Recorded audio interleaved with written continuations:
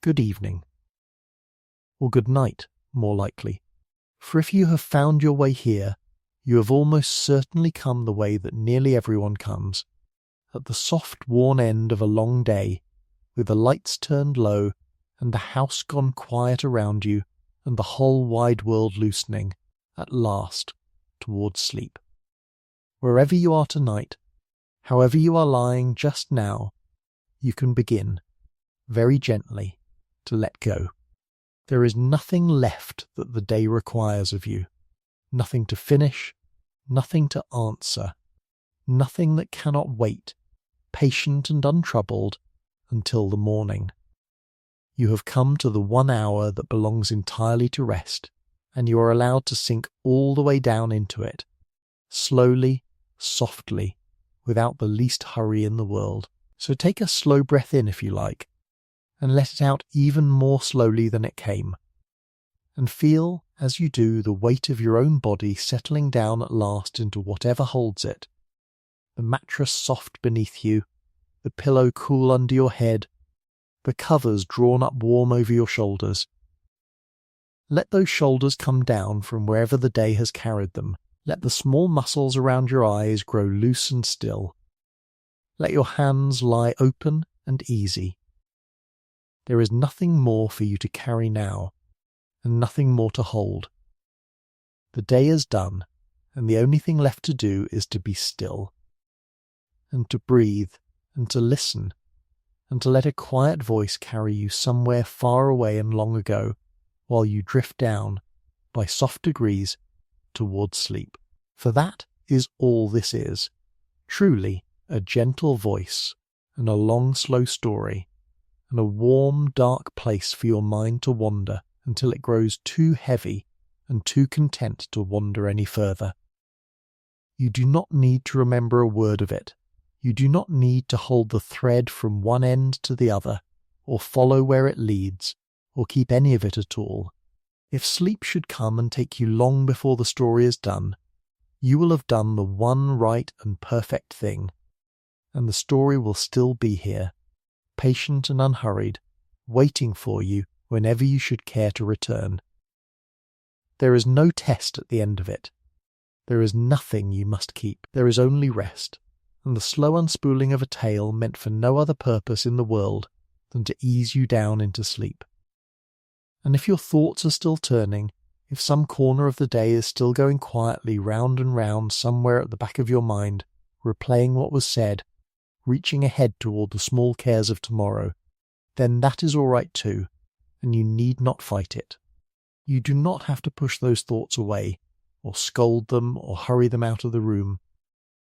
You can simply let them be, the way you might let the sound of soft rain on the roof simply be, there, but no longer asking anything of you, no longer needing your reply.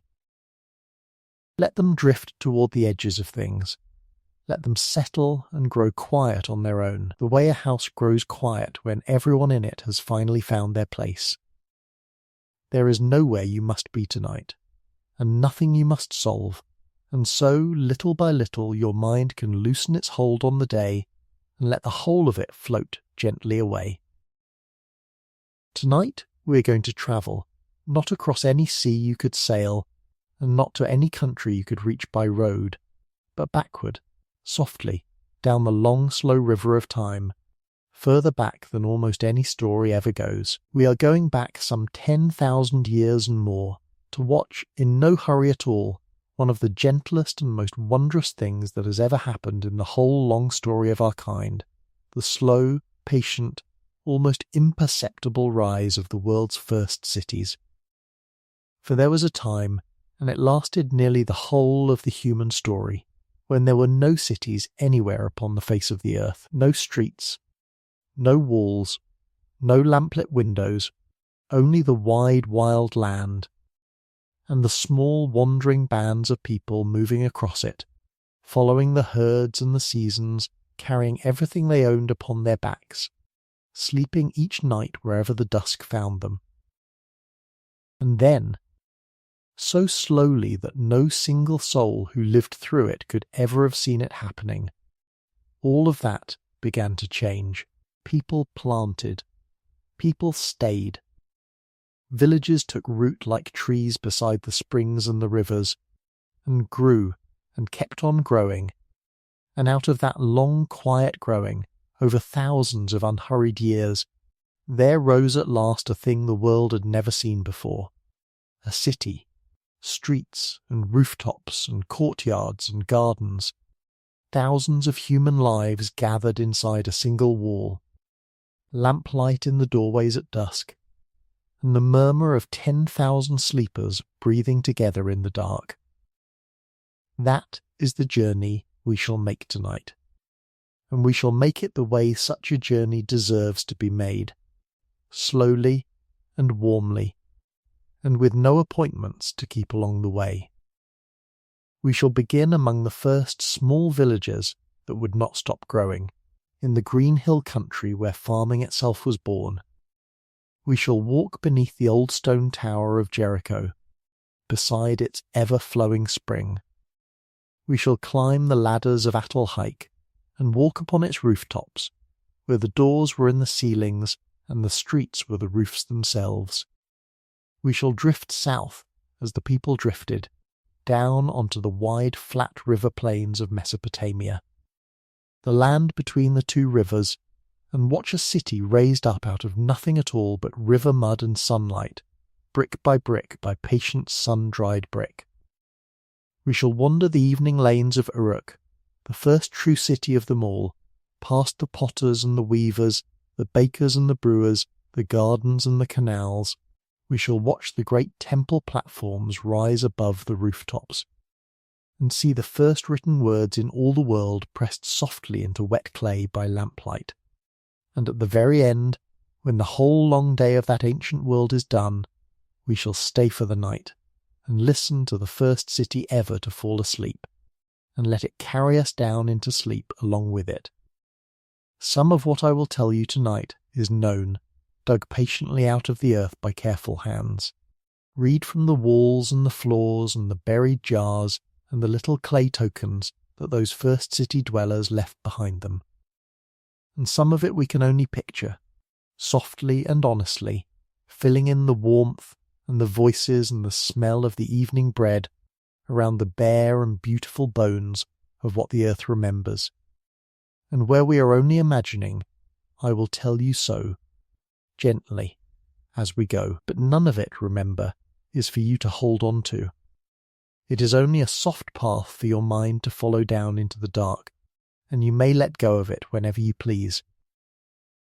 Let us begin, then, where every city on earth truly began, not with a wall, and not with a king, but with a seed pressed into the ground, and a family who decided, one spring long ago, not to move on. Imagine, first, the world as it was just before, the world of the long wandering, in the last age before anyone anywhere had ever stayed. For hundreds of thousands of years, longer than the mind can comfortably hold, our kind had lived on the move, small bands of a few dozen souls drifting with the seasons across valleys and plains, gathering what ripened, following what wandered, knowing every spring and thicket of their range the way you know the rooms of your own house in the dark, and owning nothing that could not be carried. Home, for all those uncounted generations, was not a place at all. Home was the band itself, the circle of known faces around the evening fire, pitched tonight in one valley and next month in another, under a sky that belonged to everyone and to no one. It was not a poor life nor a desperate one, as we sometimes imagine. It was old and skilled and deeply knowing, and it had carried our kind through ice ages and across whole continents. But it left the land almost exactly as it found it. A campsite, a ring of ash, a scatter of flint, and then the grass closing softly back over everything, as though no one had ever been there at all. And then, in one particular corner of the world, the weather turned kind. When the last great ice age loosened its hold at last, some 12,000 years ago and more, there was a broad arc of country at the eastern edge of the Mediterranean, where the hills grew gentle and green, a sweep of land curving up through what we now call the Levant and southern Turkey, and down again along the flanks of the Zagros Mountains, watered by winter rains, dotted with springs. And covered, this is the wonder of it, with wild fields of grasses whose seeds could be eaten, wild wheat and wild barley, standing thick on the hillsides, ripening all by themselves every summer, acre upon acre of them, asking nothing of anyone. Later ages would look back and call that curving sweep of country the Fertile Crescent, and it deserved the name, for the people who wandered into it found something no wandering people had ever quite found before, a land so generous in certain favoured places that there was no longer any need to leave. Feel how gently that change must have come. No one decided it. No one stood up one morning and announced that the age of wandering was over. It was only that, in this valley and that one, beside this spring and that river bend, the gathering was so good, the wild wheat so thick, the gazelle so plentiful, the water so faithful, that a band might linger a whole season where once it would have stayed a week, and then linger through the winter, because the stored seeds lasted, and then find in spring that there was no pressing reason to go anywhere at all.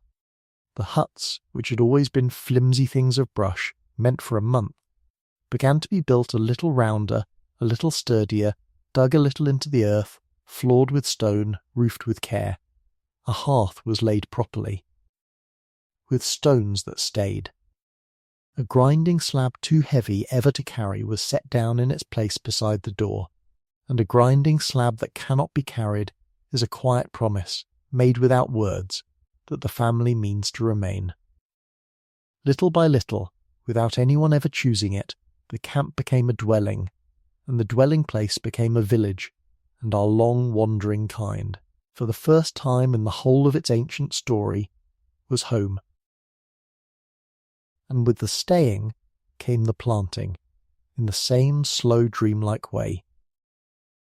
The gatherers of wild wheat had always spilled a little seed on the path home, and where the seed spilled near the dwellings, it grew, and was noticed. Someone, some woman, most likely, in some village whose name no one will ever know, began to help it along, scattering the best seed on purpose in the soft ground near the houses, pulling away the weeds, waiting through the winter, and reaping in summer a small bright harvest that she herself had willed into being. It seems such a little thing. It was the largest little thing that ever happened. For a planted field is a promise even deeper than a grinding stone. A field binds its people to one place not for a season, but for a year, and then for a lifetime, and then for the lifetimes of children not yet born. The people fed the fields, and the fields fed the people, and neither could leave the other any more, and the villages. Fed now by their own patient harvests, as well as by all the old wild bounty, began, very slowly, very gently, over generations and centuries, to grow. And here is the quiet marvel at the bottom of the whole night's story. They did not stop. That is the strange and wonderful thing that sets those few first villages apart from every camp that ever came before them. A camp grows to the size of its season and then breaks apart, drifting away in twos and threes when the land is eaten thin. But a village that plants is a village that stores, jars and pits and raised granaries of wheat and barley, wealth that will keep through the winter, and a village that stores can feed more children than the wild land ever could, and the children, when they were grown, did not walk away over the hills as their wandering forebears would have done, because everything they had, the fields, the stores, the graves of their grandmothers, the whole rooted world was here. So the houses multiplied, round huts giving way to square rooms pressing shoulder to shoulder along little paths worn smooth by daily feet, and the village of 30 souls became a village of 100, and the 100 became several hundred, and still, year upon patient year, the villages that would not stop growing went on quietly growing, No one alive in them ever saw it happen, any more than you can see a tree grow by watching it. But it was happening, all the same, the slow gathering of humankind, drop by drop, into the pools where history would begin. Picture one of those villages at evening, softly before we move on, for you have earned a first evening's rest along this road, and the village will provide it. The sun is going down behind the green hills, and its long gold light lies warm across a huddle of small flat-roofed houses, mud-walled, close together, with thin blue threads of hearth smoke rising straight up into the still air. The harvest is in, the smell of it is everywhere, cut straw and dust, and the sweet nutty scent of grain roasting on a flat stone. Down the worn path from the spring come the last water carriers of the day, unhurried, their jars balanced and dripping. Somewhere a dog barks twice and thinks better of it. Somewhere a child is being called in, by name, in a language no living soul remembers, and the child comes, dawdling, trailing one hand along the warm mud wall exactly the way children have trailed their hands along walls ever since there have been walls to trail a hand along. The doorways glow faintly orange, one by one, as the little fires are fed, and all around the village, in a great darkening circle, lie the fields, stubbled now and quiet, breathing out the day's warmth into the first cool of the night, the fields that hold these people here, and feed them, and bind them, and will call the whole slow future into being around them. Nobody in that village knows that they are the beginning of anything. They are only tired, and fed, and home, and going to their beds. But every city that has ever risen on the face of the earth, every avenue and tower and lamplit window in the world tonight, begins exactly here, in these few dozen houses breathing quietly in the dusk. Hold that picture a moment, warm and small in the gathering dark, and now let the dark come fully down, and let us drift a little south and east, toward an oasis in a deep warm valley, where one of those growing villages grew into something the world had never seen. Deep in the valley of the river Jordan, far below the level of the distant sea, in a basin of warm air where the winters are mild and the springtime comes early, there rises out of the ground a spring, a true and generous spring, cold sweet water welling up out of the rock in a steady abundant flow, day and night, summer and winter, year upon year upon year, without ever once failing. It flows there still. And 10,000 years ago and more, beside that faithful water, in the warmth of that sheltered valley, there stood a village that had grown past all the ordinary size of villages, a place we now call Jericho, among the oldest continuously beloved spots of ground in all the world. The wanderers had known the spring for ages beyond counting. They had camped beside it, and blessed it, and moved on. But when the age of staying came, the people who stayed at Jericho found themselves holding a treasure, water that never failed. In a valley where the winter wheat sprang green out of the warm earth almost before the sower's back was turned, and so they stayed with all their hearts. Their round houses of sun-dried mud crowded closer and closer about the spring, generation upon generation, until there were hundreds of them, until perhaps 500, perhaps 1,000 souls, more people than had ever in the history of the earth lived together in one place, woke each morning to the same sound of the same sweet water, in the town the spring had gathered. And the people of Jericho did something more, something that still makes those who uncover it fall quiet. Around their town, while the rest of humankind everywhere else on earth still drifted in little wandering bands, they raised a wall, a real wall of heavy stones gathered and set and fitted one upon another, higher than a man and wide enough to walk on, curving right around the huddled houses and the precious spring. And beside the wall they cut a broad ditch down into the living rock, with nothing but patience and tools of stone. Why they built it, no one now can say for certain, perhaps against raiders drawn by their stored grain, perhaps against the floodwaters that come rushing off the hills in the winter rains, perhaps simply to say, in the oldest language there is, "This place is ours, and where we are only guessing, remember, I will always tell you." But there it stood, the first great wall in the story of our kind, and the feeling of it, to those who lived within, we scarcely have to guess at all. For it is a feeling you have known since you were small, the feeling of the door shut and the latch dropped, of the covers drawn up to the chin, of a warm inside held safe against a wide dark outside. That is what a wall is at its heart.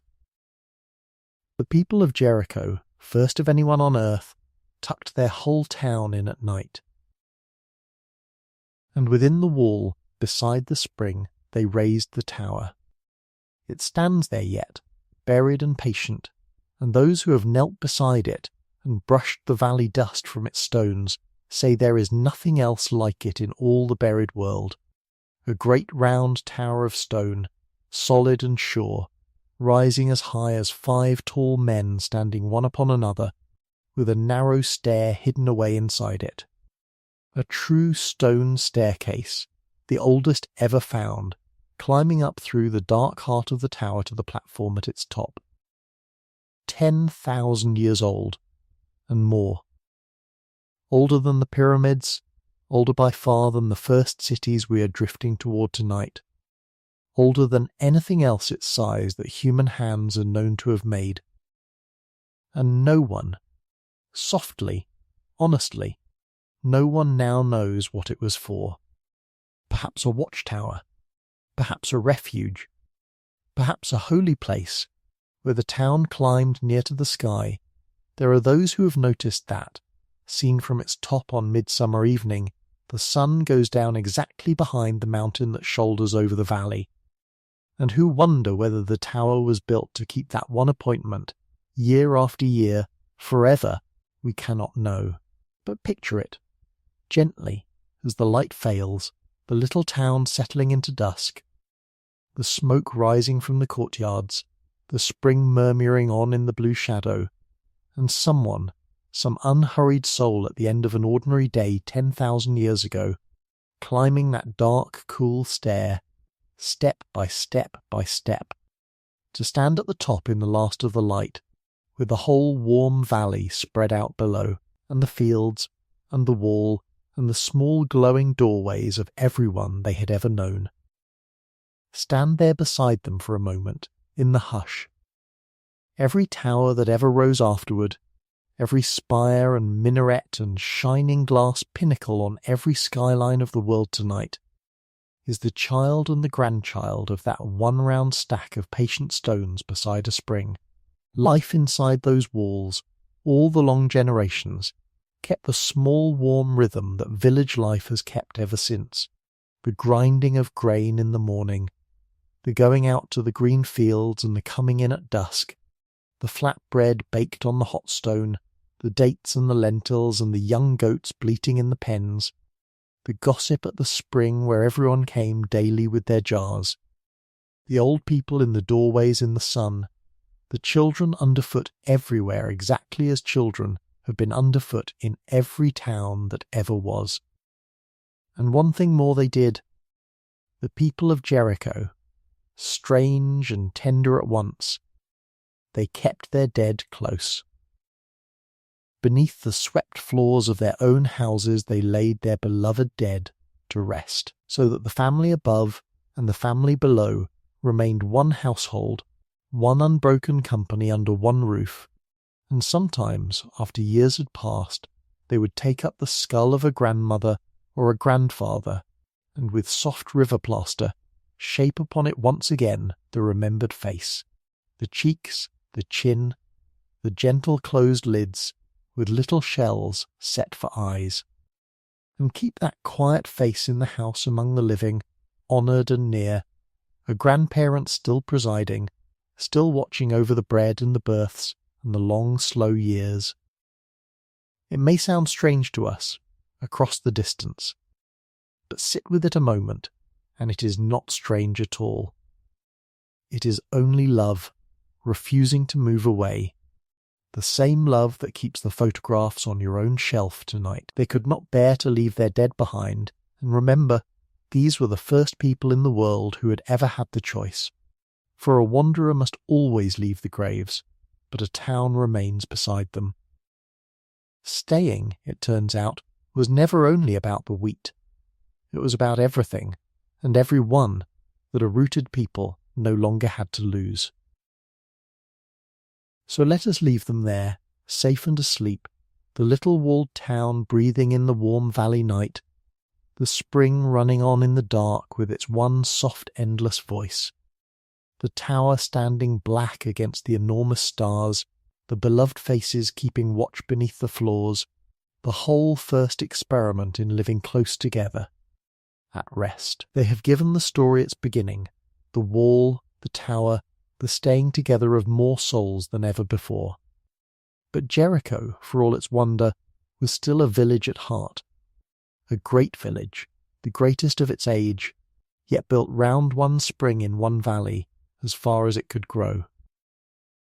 For the next turn of our long, slow road we must drift north and west, over the hills and up onto a broad river plain in the heart of what is now Turkey, to a place whose true name is lost with its language, but which we call Catalhoyuk, the strangest, warmest, most crowded town of the whole ancient world, the town without streets, where the doors were in the rooftops, and all the houses were one. Picture a wide green plain, ringed far off by blue mountains, with a slow river winding through it, and marshes shining silver in the morning light, and rising out of that plain, all by itself, a single great mound, a gentle hill with soft flanks and a flattened top, looking for all the world as though the land itself had taken a slow deep breath and held it. But it is not a hill. It is a town 9,000 years old, built and rebuilt, layer upon layer upon layer, house upon the packed and levelled ruins of older house, for more than 1,000 years, a whole millennium of human mornings piled up, floor above buried floor, until the town stood high above the plain on the risen ground of its own long life. The people who live there, thousands of them, perhaps 5,000, perhaps more, the most that have ever yet lived together anywhere on the face of the earth, will leave no name for their home that we can ever learn. The people of the countryside, long ages after, seeing the twin swells of the old mound with a path worn between them, will call it in their own tongue the Fork Mound, Catalhoyuk, and that borrowed latter-day name is the only one it has, but no name could hold the strangeness and the warmth of what stood there. For Catalhoyuk was a town built like a honeycomb, and it had no streets at all. The houses stood wall against wall against wall, mud brick pressed close to mud brick, hundreds upon hundreds of rectangular rooms packed together as tight as the cells of a hive, with no lanes between them, no alleys, no doors at the ground at all, nothing but the one continuous body of the town, rising and dipping, spreading across its mound like a single vast dwelling with 1,000 hearths. And the life of that town was lived, in the daylight hours, up on top of it, on the rooftops, which were its streets and its squares, its workshops and its market and its promenade, all in one.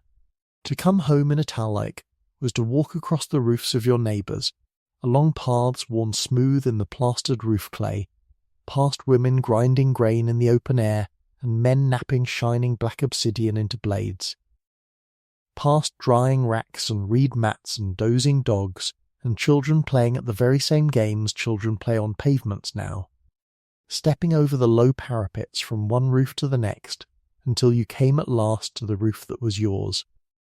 And there in the roof at your feet was the door, a square opening, with the top of a stout wooden ladder standing up through it, and below the ladder the warm dim world of home.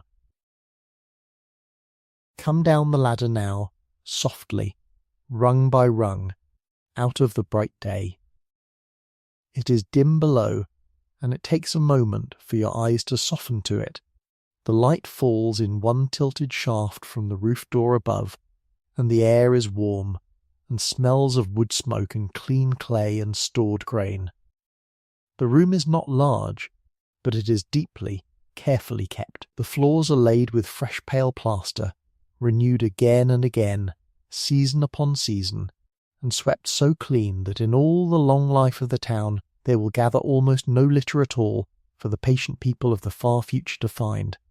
The walls too are plastered smooth and white, coat over coat over coat, some of them replastered 100 times and more. By the foot of the ladder stands the hearth, and the domed clay oven snug beside it, placed just so, beneath the roof door, so that the smoke can find its way up and out the same way the people come down. Along the walls run low platforms of moulded earth, smooth plastered like everything else. The furniture of the house, grown out of the house itself, benches for the day and beds for the night, where the family sits and works and eats and sleeps, each person, it seems, with their own accustomed place. There is a stillness in these rooms, even now, even after 9,000 years, that the people who uncover them speak of in lowered voices. The stillness of a house deeply cared for, the stillness of somewhere that was, for the whole of many lifetimes, the centre of the entire world, and the walls were painted. That is one of the wonders of Catalhoyuk, and it is a tender one, on those smooth white plastered walls. In reds and russets and blacks, the people of the honeycomb town made pictures, the oldest paintings ever found on walls that human hands had built. Great red bulls, and leaping deer, and rows of dancing figures, patterns like woven textiles, lozenges and zigzags and stars, painted as though the wall itself had been dressed in cloth, red hands pressed against the plaster, small and large, the same print of the living hand that people had been leaving on cave walls since the deepest of the old dark ages. As if to say, across all the distance, someone is here.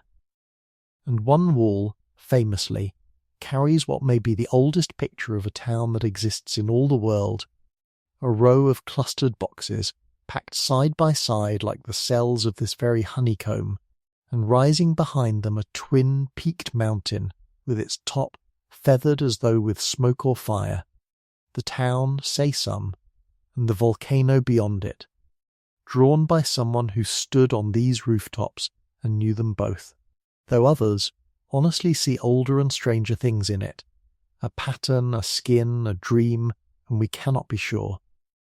It does not matter, not tonight. What matters softly is this, that 9,000 years ago, in the dim warm heart of a house without windows, somebody mixed red ochre in a shell, and stood before a clean white wall by lamplight, and began carefully to paint, not to fill a stomach, not to raise a roof, but because a home is more than shelter, and the walls of home have been beloved and adorned and made beautiful for as long as there have been walls at all. They kept their dead close here too, as at Jericho, closer still. Beneath those same sleeping platforms, under the clean plastered floors, the families of Catalhoyuk laid their dead down one by one across the generations, curled gently on their sides as though sleeping, wrapped in cord and matting, sometimes with a wooden bowl, a string of beads, a little basket set beside them. The house went on above, the bread was baked, the children were born, the floors were swept and plastered and swept again, and the grandmothers and grandfathers slept on below, in the warm earth at the heart of the household, never left, never far, the family above and the family beneath, making together one long unbroken family that reached down through the floors and back through the centuries. And when at last a house grew old and tired, they did not simply abandon it.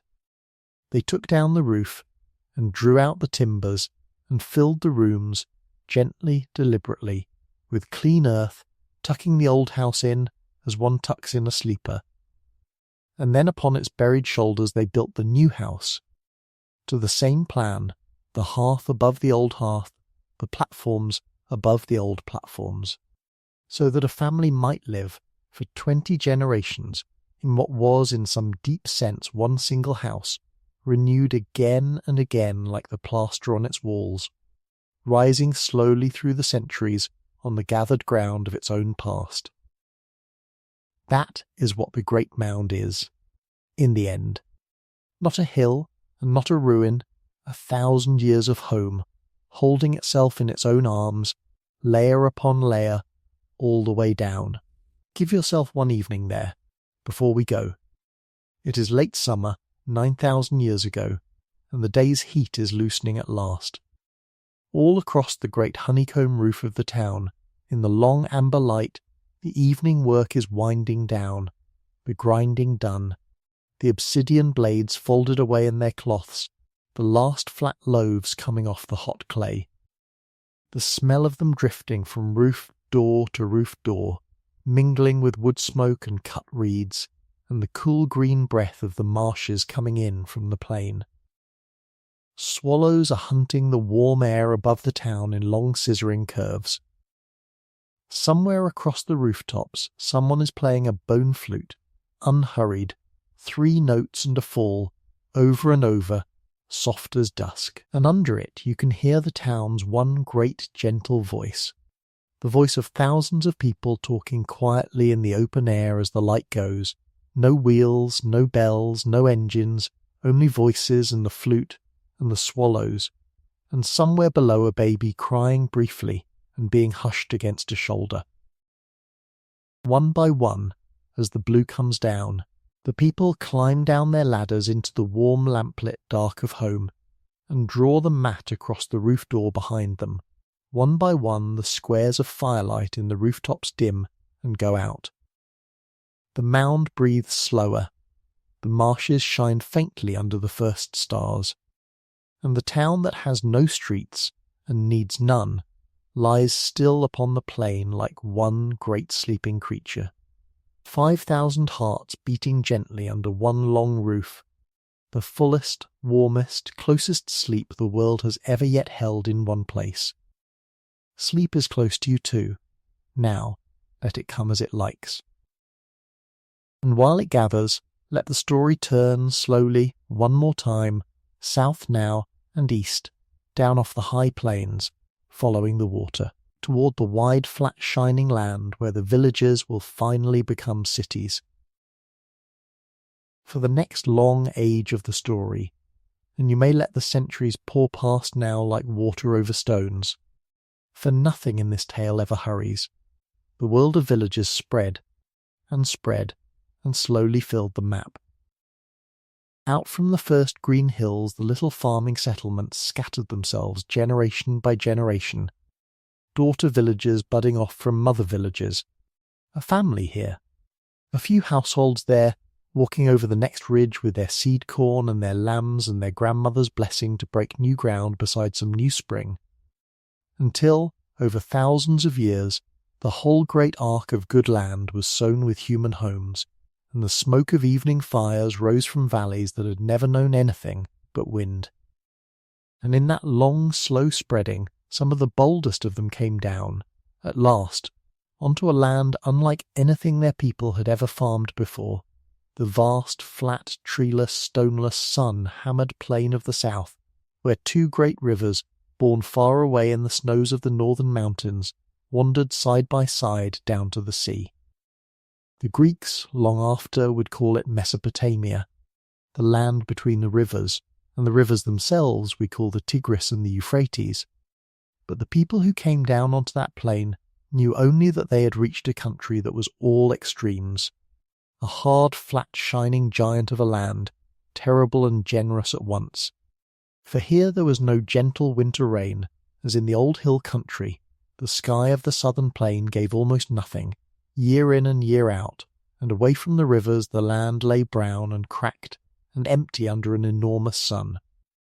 But the rivers were life itself, flowing brimful through the thirsty land, and every spring, when the far-off mountain snows let go, They rose and spilled wide over their banks and laid down across the plain a fresh dark blanket of the finest, softest, richest soil in all the world, silt ground fine as flour by the mountains, and carried down 1,000 miles to be spread, free and new, over the fields of anyone patient enough to be there waiting for it. Whoever could bring the river's water to the land, in that country, could grow wheat and barley in abundance the old hill villages had never dreamed of, harvests double and treble anything the rain had ever given, from fields that renewed themselves with every flood. And so the people learned, slowly, over long generations, and this is one of the great quiet learnings of the whole human story.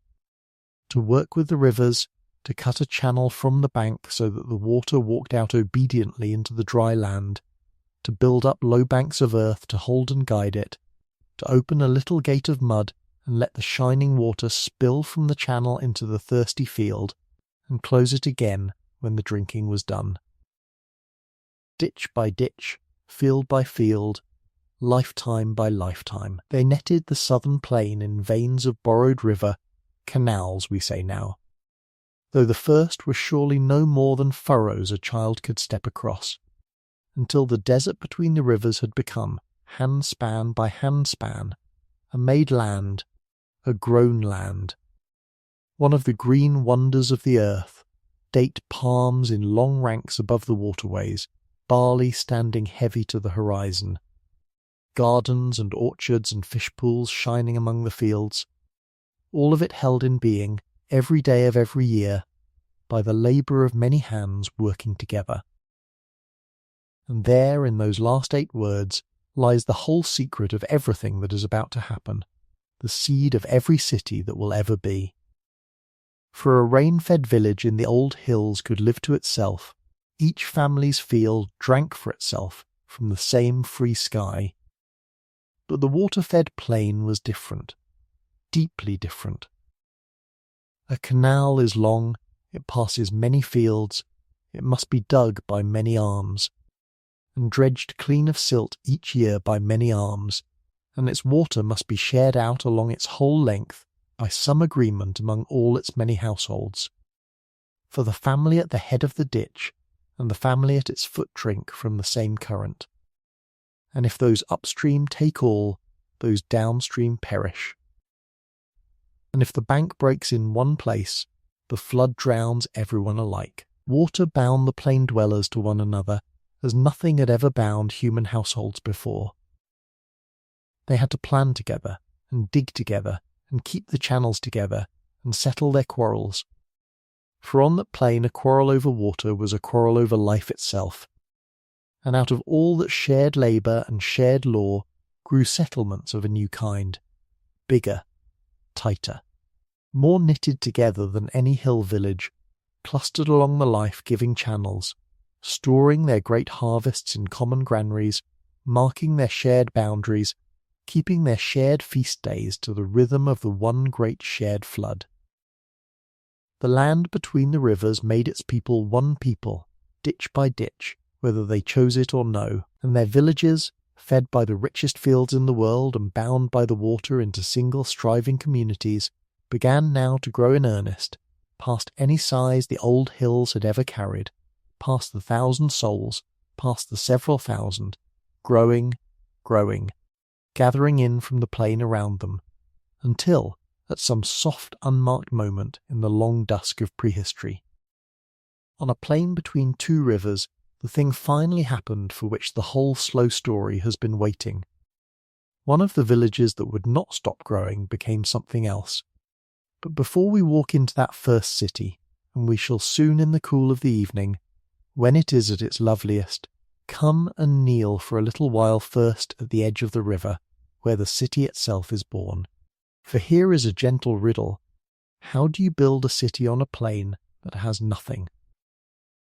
The southern land, remember, was a land without stone, not a quarry, not a boulder, scarcely a pebble for 100 miles, and a land almost without trees, save the date palm, whose soft trunk makes poor timber. Every city we know rests on granite and oak, on marble and cedar and iron. the plain offered none of it. It offered mud, river mud, black and brown and endless, the one gift the floods never failed to bring, and out of that single humble gift, with water and straw and sunlight and patience, the people of the plain raised everything they ever built. Their houses, their storehouses, their walls, their temples, and at last the highest towers of the ancient world. Every city is a kind of miracle, but the first cities were a particular miracle, and it is worth feeling it slowly. They were made of the ground they stood on. The land was persuaded, handful by handful, to stand up and become a home. Feel how it was done, for the making of a mud brick is among the most soothing of all human labours, and it has not changed in 8,000 years. You go down to the riverbank in the cool of the early morning, to the pits where the good clay lies, and the smell meets you before your feet find the mud, that deep, cool, grey-green smell of river clay. The smell of wet earth and standing water and cut reeds, one of the oldest smells in the human story. You tread the clay with your bare feet, slowly, rhythmically, water sloshing gently at your ankles, folding in chopped straw with every step. For the straw is the secret, the binder that keeps the drying brick from cracking, treading and turning, until the mud is smooth and heavy and even, like a great trough of dark dough. Then the mould, a simple open frame of wood, the shape of one brick. You slap a lump of the mud down into it, press it snug to the corners with your knuckles, strike the top level with a wet stick, and lift the frame cleanly away, and there on the smooth ground lies a brick, perfect and glistening, the first of the day. And then you do it again, and again, a hand's breadth apart, row upon row upon row, hundreds in a morning, thousands in a week, until whole fields along the river are paved with soft dark bricks lying out in the sun. And then, this is the loveliest part, you do nothing at all. The sun does the rest. For days the bricks lie there drying, darkness paling slowly to buff and gold, the great patient sun of the plain baking them hard enough to bear a wall, a roof, a tower, and the brickmakers rest, and the river runs, and the city, quite literally, ripens in the sun like a harvest. They even gave the work its season. Bricks were made in the early summer, when the flood had brought new clay and the sky was surest, and 1 month of the old calendar was called, plainly and beautifully, the month of bricks. And from those bricks the builders raised the world. Walls went up course upon course, each brick bedded in a smear of wet mud that dried and made wall and mortar one. The walls were plastered smooth with the same mud, and whitewashed perhaps with lime. Palm trunks and bundled reeds were laid across for roofs, and mud sealed over all. A house of sun-dried brick is a humble thing, and a kind one, thick-walled, cool all day in that furnace of a summer, holding the day's warmth deep into the chill of the desert night, a house that breathes. And it asks to be tended, like everything else in this story. The rains of winter soften it, the years round its corners. And each season the household climbs up with buckets of new mud to coat the roof and heal the walls, so that a mud brick house is never quite finished, but is kept, the way a fire is kept, or a garden. And when, after 50 years or 100, the old house sags past mending, it is not carted away. Where would it go, and why? It is simply levelled, trodden down into its own footprint, and the new house is raised on top of it, a little higher than before, just as at Catalhoyuk long ago. City upon city upon city. Over the centuries the towns of the plain lifted themselves slowly into the sky, on the packed ruin of their own past lives, until each ancient city stood upon its own tell, its own gentle man-made hill. High above the fields, the risen doe of time. And there is a soft justice in the fate of it all too, for when, thousands of years later, The last of those cities fell silent at last. The rain and the wind did not tear them down so much as tuck them in, the brick returning quietly to mud, the mud to smooth rounded earth, the city lying down again into the plain it rose from, keeping every secret warm inside, dust to dust, we say. They were the first to live the whole slow round of it, river to brick, brick to city, city to hill, hill to silence, and, sleeping under the fields, to wait. Now come. The bricks are dry, the centuries have done their work, and on the southern plain, beside a broad brown channel of the Euphrates, the greatest of all the growing towns has finished its growing and become the thing the world had never seen. Its people called it Unug, the ages remember it as Uruk, and at its height, 5,000 years and more before this night of yours, it was. As far as anyone can now tell, the largest gathering of human beings that had ever existed on earth, tens of thousands of souls, 20,000, 40,000, perhaps more. No one can be sure, living together within one boundary, in one vast breathing hive of brick, in the world's first true city. Let us not arrive at noon, in the crushing glare and clamour of the day. Let us come to it the kind way, from the river, at evening, drifting down the last mile of the channel as the sun lowers and the water turns to beaten gold. Past the reed boats coming home heavy with fish and bundled rushes, past the date groves standing black against the west, until, over the palms, you see it, the city, rising from the plain like a low dark island crowned with light, its whitewashed heights catching the last of the sun, the smoke of 10,000 supper fires standing up from it into the still evening air, and a sound coming out across the water to meet you.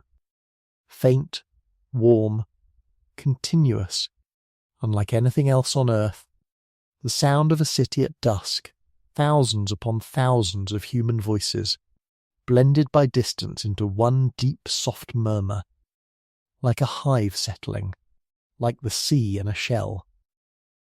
Step ashore at the quay among the moored boats and the jars and the bales, and walk up, gently, into the world's first streets. They are not grand, that is the first surprise, and the most human one. They are narrow lanes of packed earth, crooked and shady, wandering between high blank house walls the colour of the plain, wide enough for 2 laden donkeys to pass if both are patient. They turn, and fork, and open without warning into little irregular squares where a well is, or an old tree, or a shrine no bigger than a cupboard with an oil lamp burning in it, and then they narrow and wander on. The houses turn their backs to the lane, and their faces inward, each one built as a hollow square around its own small open courtyard, so that from the street you see only walls and low doorways, but through each open door, as you pass in the failing light, you catch one warm glimpse of a hidden world, a courtyard swept and watered against the dust. A fig tree in the corner, a hearth glowing under a pot, washing on a line, a grandmother shelling something into a bowl, children being gathered in, door after door after door, lane after lane after lane, hundreds of lanes, thousands of doors, each with its own courtyard and its own fire and its own family. And feel this, softly, for it is the very heart of what a city is. Nobody knows them all. In every village since the beginning of staying, every face was a known face. But here, for the first time in the human story, you may walk in the evening past 100 doorways of strangers and be entirely safe, and entirely at ease, wrapped in the general warmth of 10,000 households you will never enter, lulled by the voices of people you will never meet. That is the city's strange new gift, the gift it still gives tonight in every town on earth, the kindness of strangers at their suppers, company without demand, the sound of other lives, all around, asking nothing of you at all. And the city, unlike any village, is never doing only one thing. As you wander on in the blue dusk, the lanes themselves change their trades around you, quarter by quarter. Here the air smells of wet clay and warm ash, where the potters live and their kilns stand cooling in the yards. A lane further on, the sweet heavy smell of molten baking, where the brewers and the bakers are banking their ovens for the night. Then a run of doorways where looms stand tall in the courtyards, warp threads hanging pale in the gloom. Then the bitter tang of smoke and metal where the coppersmiths were hammering an hour ago. Quiet now, their little furnaces breathing their last red into the dark. Water runs at the edges of things, the city is stitched through and ringed round with channels, brimming quietly at evening, carrying the shine of the sky along between the brick. And everywhere at the margins, inside the boundary and out along the water, are the gardens, date palms leaning over walls, plots of onions and cucumbers and beans and melons, pomegranates darkening among their leaves, the cool green breath of watered ground rising into the dusk as you pass. The lanes fill and empty with the last traffic of the day, a shepherd urging his few sheep home to a courtyard pen, a water carrier with dripping jars, porters, gossips, a knot of children playing one last game in a square, an old man setting a tiny lamp in a wall niche and touching it alight, and above all the rooftops, at the head of every lane, glimpsed and glimpsed again as you walk, there rises the thing the whole city turns around, the high place, the great terrace, the mountain the people built themselves, glowing now like an ember in the last of the light. Toward it in a while we will climb. But slowly, the evening is long and warm, and no one in this whole city is in a hurry, and neither are you. For at the heart of every city of the plain, before the palaces, before the kings, before almost everything else, there stood the temple, and to understand why, you have only to lie back and think of the land itself. The plain, remember, is flat as still water, flat to the very rim of the sky, without one hill, one cliff, one high place anywhere for the eye or the heart to rest on. And the people who lived on that great flatness, whose forebears had come down long ago from lands of mountains, seemed to have felt, deep in themselves, that the powers they honoured, the powers of sky and water, of the date harvest and the flood, of the evening star that hung so enormous over the plain, deserved a high place to dwell in, and since the land would not provide one, they built it. Out of the same river mud as everything else, basket by hand-borne basket, they raised at the centre of the city a great solid platform, high as a house, higher, its sloped faces walled in brick.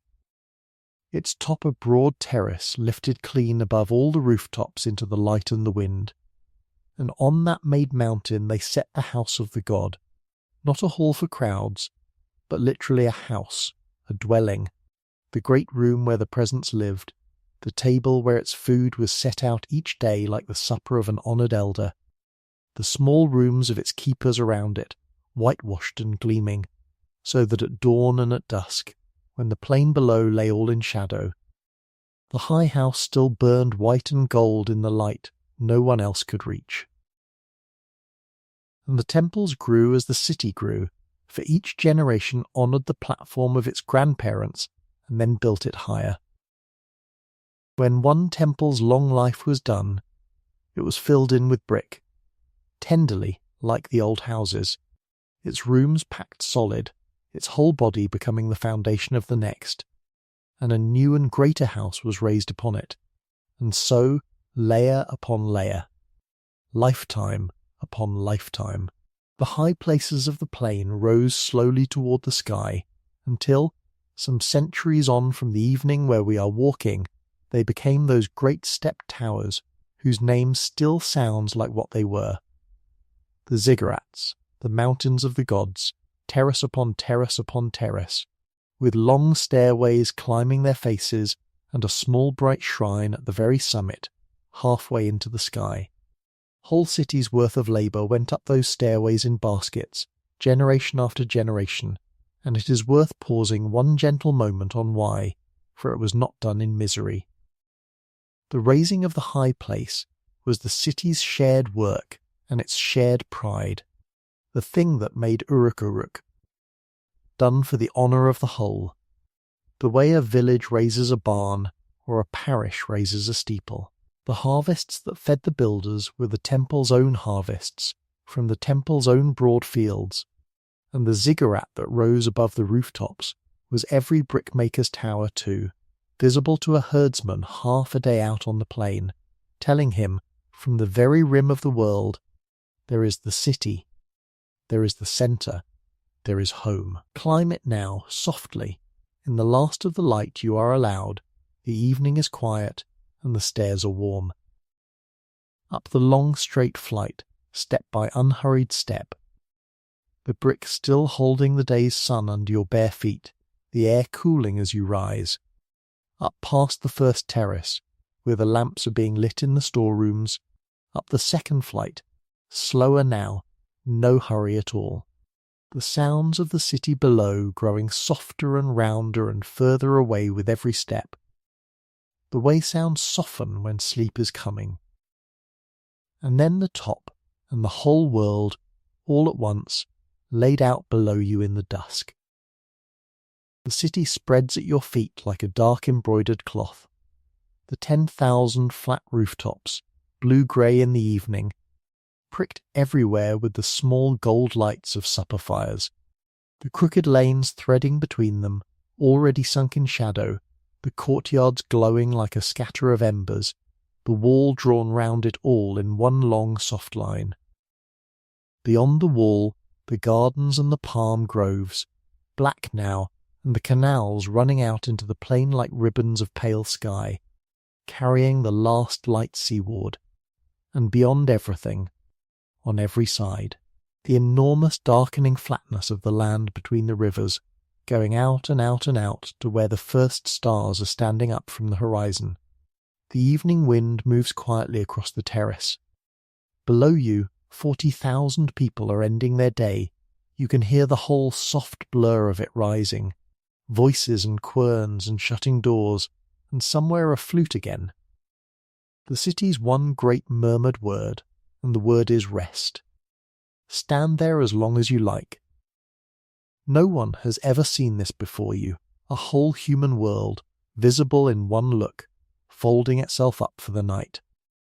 And when you are ready, only when you are ready, come down, slowly, stair by warm stair, into the lamplit lanes, and let us go and meet, before they sleep, the people who make this city what it is.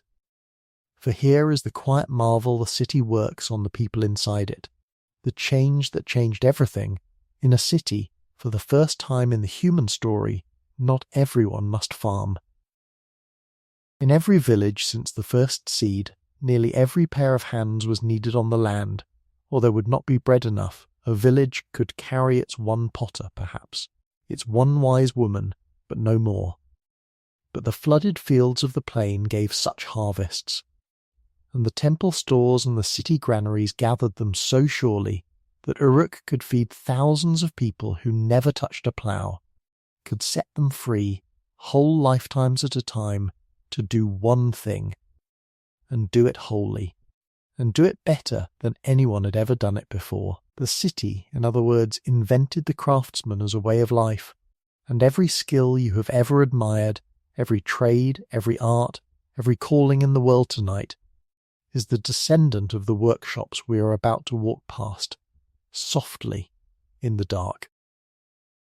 Listen, you can still just hear, from a courtyard where the lamp burns late, the sound that is the city's own heartbeat, a low, wet, steady whirring.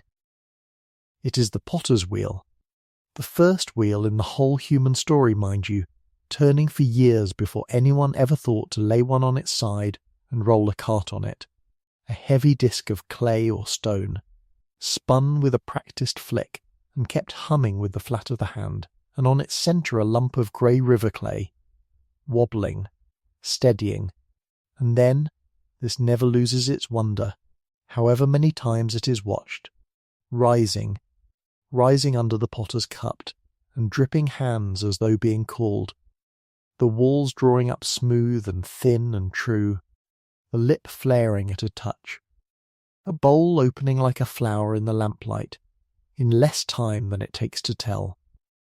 Where the old village potters coiled and pinched one precious pot in an afternoon, the wheel throwers of Uruk made them by the 100, quick and light and cheap, until every household in the city ate from thrown bowls, and the sherds of them lie in the ruins today, thick as autumn leaves.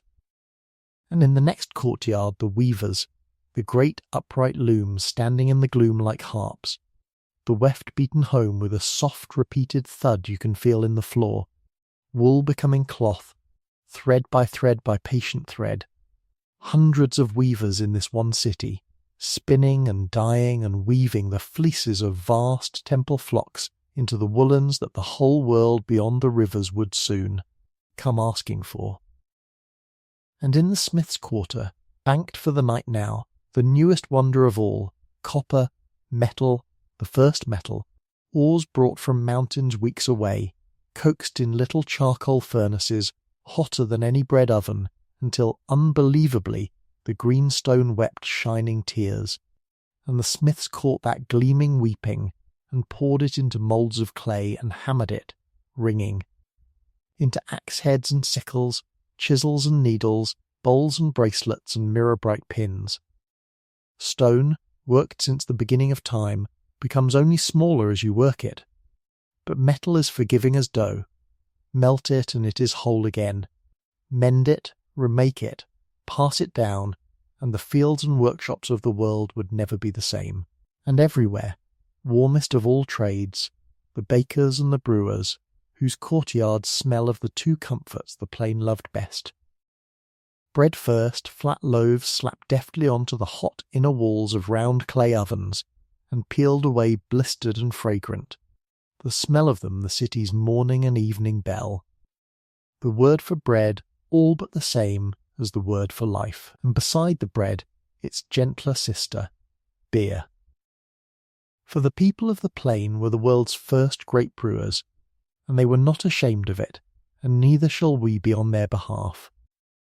Barley bread and barley malt, crumbled and steeped in great jars until the water woke and quickened and grew sweet and lively. A thick, mild, nourishing drink, cloudy as the river, food and cheer in one, sipped through long reed straws from a shared jar, neighbour with neighbour, in the cool of the evening. Everyone drank it, the labourer and the priest, the grandmother and thinned and softened, the child. Wages themselves were paid in bread and beer, so that the very words for having work meant at bottom that your bowl and your cup were filled. And when, in a few centuries, the people of this plain at last write down their songs, among the first and fondest will be a hymn to the goddess of brewing, sung to her fermenting vat, the oldest recipe in the world, kept as a prayer.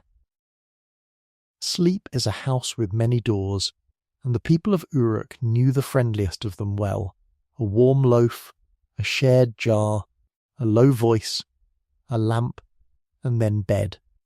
And where there is bread and beer and cloth and copper, all made in plenty by hands set free to make them, there soon comes to be the gentlest and most companionable of all the city's inventions, the going of things from hand to hand, and so let us drift, in the last blue of the evening, down toward the river again, to the quay where the day's trading has just now folded itself up for the night. For the city, you see, could not live on its own great harvests alone, rich as they were. The plain gave grain past counting, and dates and fish, and wool from the enormous flocks, and reeds, and the endless generous mud, but it gave, as we have seen, almost nothing else, no stone, no proper timber, no metal, not so much as a hard pebble to grind an edge on.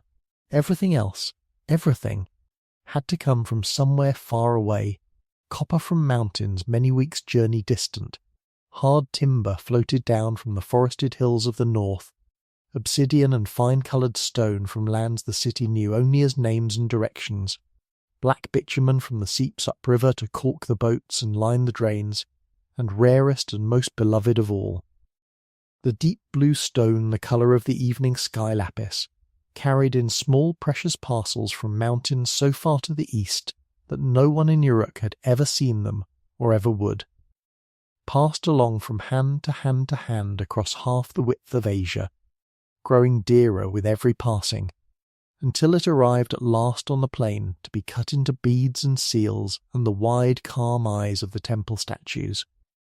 And in exchange the city sent out what it had beyond measure, sacks of barley, jars of oil and dates and honey-sweet syrup, and above all the woolen cloth of its 1,000 looms, folded and baled and famous already up and down the rivers. So the boats came and went with the seasons, broad-bellied boats of bundled reeds sealed with bitumen, riding low under grain going up and timber coming down, little round coracles spinning gently in the current, rafts of northern logs floated down whole and sold plank by plank at the journey's end, so that the raft itself was the cargo. And overland, along the paths beside the canals, went the slow patient trains of donkeys, soft-footed in the dust, pack-saddles creaking, bells, if their drivers loved them, and drivers have always loved them, chiming small and far across the evening plain. Come and stand a moment at the edge of the quay, now that the bustle of it is done. The boats lie moored in a long quiet row, nosing the bank, lifting and settling on the slow breathing of the river. The water claps softly under their hulls, and the smell of the waterfront hangs in the cooling air, wet reed and tar and fish and river mud, and under it, sweet and dusty, the smell of grain. All along the bank stand the day's goods, waiting for the morning, bales of wool sewn up in coarse cloth, stacked timber still smelling faintly of far-off mountains, great jars in patient rows, each one stoppered with a plug of clay pressed down while it was soft. And on every clay stopper, if you were to kneel and look closely in the last of the light, you would find the loveliest small thing, a picture pressed round and round into the clay in a continuous band, a procession of tiny animals, or reed boats, or figures carrying sheaves, left there by the rolling of a little carved stone cylinder no longer than your thumb. It is a seal. Every merchant and steward and temple officer in the city carries his own, hung at the wrist or the neck on a cord, its design his and no one else's, and a jar sealed with a man's cylinder is a jar under his word, for the clay, once dry, cannot be opened without breaking, and so the unbroken seal says, quietly. Across any distance the jar may travel, and to anyone who ever handles it, this was filled honestly, and it has not been touched. Think of it, softly, a promise made of clay, the word of a man you will never meet, keeping faith with you across 100 miles of river. The whole trade of the plain, all those boats and bales and far-wandering donkeys, rode on those little bands of pressed pictures, on the simple ancient agreement, older than every law, that a seal set in soft clay and hardened would be honoured. The world was already learning, you see, to trust itself across distances greater than a voice can carry. It has been learning ever since, and every signature you have ever signed, and every stamp and label and lead seal and locked lid in the world tonight, is the child of a small carved cylinder rolled across wet clay by lamplight 5,000 years ago and more, beside this river, at the end of a working day.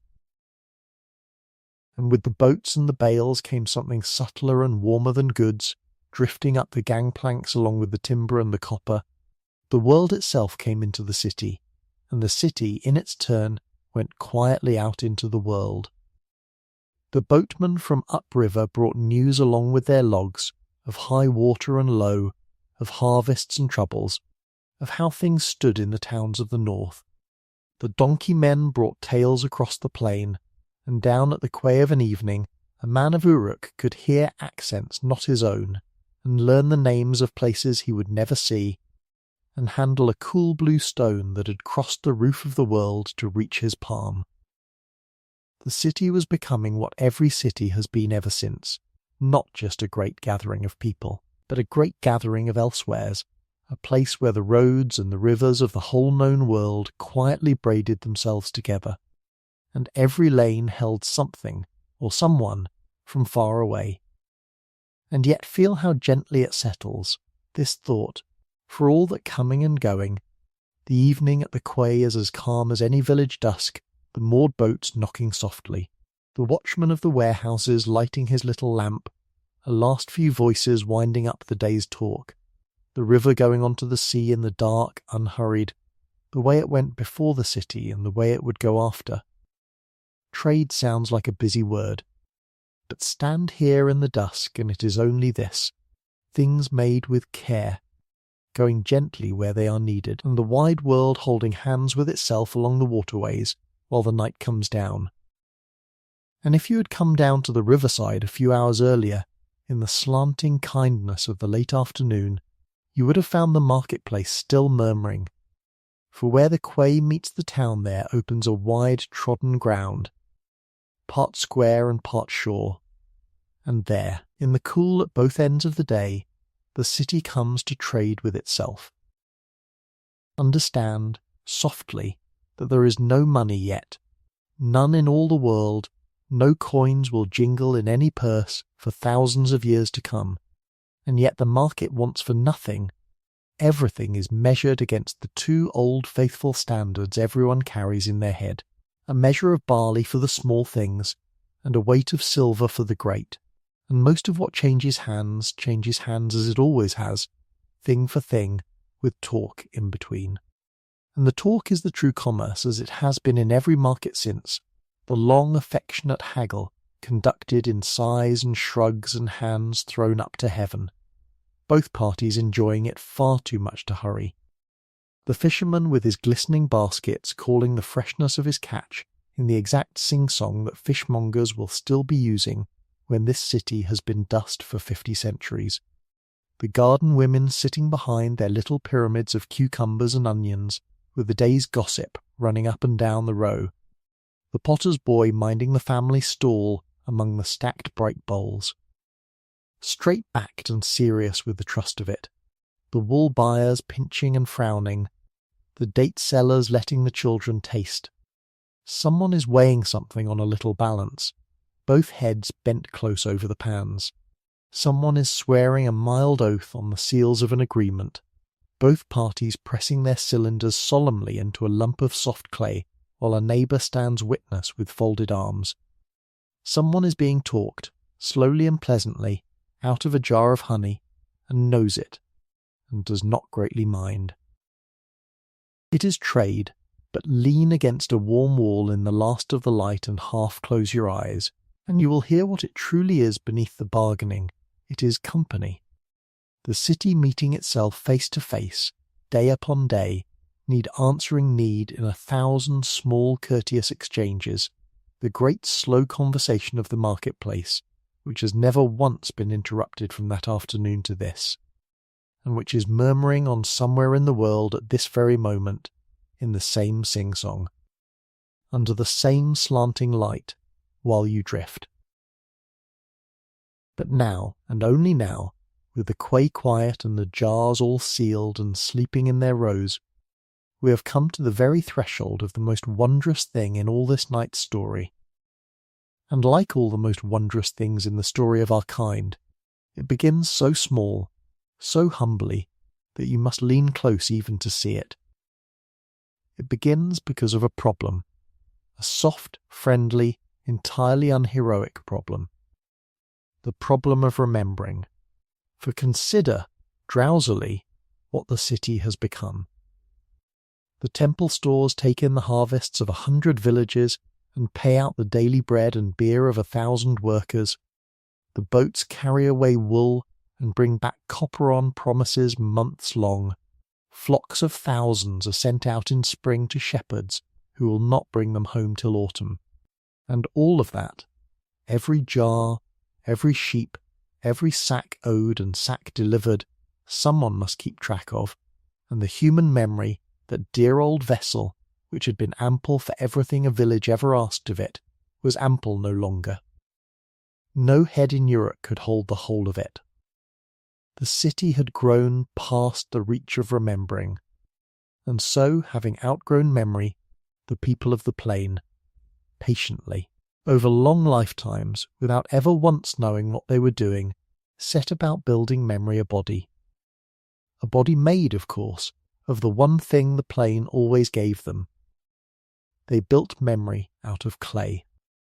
It began, so the patient diggers and readers of the ruins now believe, and it is a homely, believable beginning, with little tokens, small shapes of clay, pinched and rolled between the fingers and dried, each shape standing, by old plain country custom for a thing. A little cone for a small measure of barley, a sphere for a larger one, a flat disc for a sheep, other shapes for jars of oil, for lengths of cloth, for this and for that, a whole small vocabulary of things you could hold in your palm. Shepherds and stewards had used such counters time out of mind, a shepherd taking 60 sheep to summer pasture might carry, or leave behind, a little bag of 60 clay discs, so that in autumn the flock could be told out against the counters, sheep by disc by sheep, and any gap would show. And when the bag itself came to seem too easy to tamper with, some careful soul thought of sealing the counters up instead, inside a hollow ball of clay, closing the little tokens in a round clay envelope, rolling the owner's cylinder seal across the soft outside so that none could open it unseen, and setting it on a shelf against the day of reckoning, a contract, before any word for contract existed, 60 sheep, said the ball, and the seal said whose. But a sealed ball has one small fault, and you have already seen it, lying there half asleep, you cannot see inside. To check the count, you must break the ball. And so, here it comes, the little hinge on which the whole world turns, some steward, some nameless, practical, tired person at the end of some ordinary afternoon, took to pressing the tokens into the soft outside of the ball before sealing them within, a cone pressed here, leaving its little cone-shaped print, a disc pressed there, leaving its round one, so that the surface of the ball carried, in small dents, a picture of what it held, and the count could be read at a glance without breaking anything at all. And then, in the fullness of time, a generation, a century, who can say, someone stood looking at one of those balls, turning it in their hands in the sunlight, and had the quiet thought that would remake the earth. If the marks on the outside say everything, why keep the tokens inside at all? Why indeed keep the ball? Flatten the clay.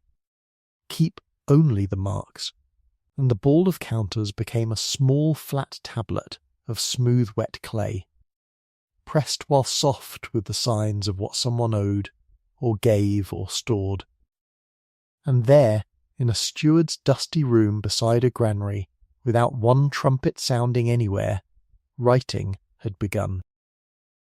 Rest with that a moment, gently, for you have just watched the biggest small thing since the planting of the first seed, and it deserves one slow breath before we go on.